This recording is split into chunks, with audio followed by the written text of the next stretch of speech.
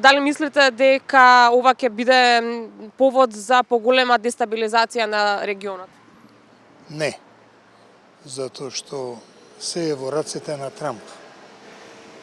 Израел со 200 најмодерни американски војни го нападна вчера Сабајле Иран и отепа двајца врвни генерали, отепа десетина атомски физичари, ама ништо не им наштети на атомските постројки за правење тешка вода и други состојки на атомска бомба.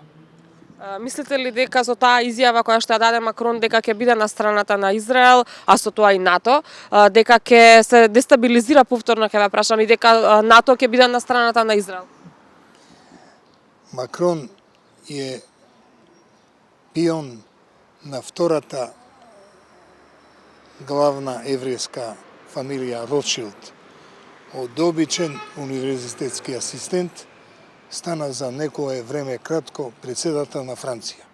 Значи, он е должен на фамилија Ротшилд, а таа е главната фамилија Ротшилд од Лондон, ја создаде држава Израел. Зошто мислите дека токму ова време го одбра како тајминг Израел за нападот? Не ова време. Уште од 7 октомври 2023, кога Хамас го нападна оној кибуц на 50 години од последната војна на Блиски Исток, има постојана војна што ја прави премиерот Натанијаху.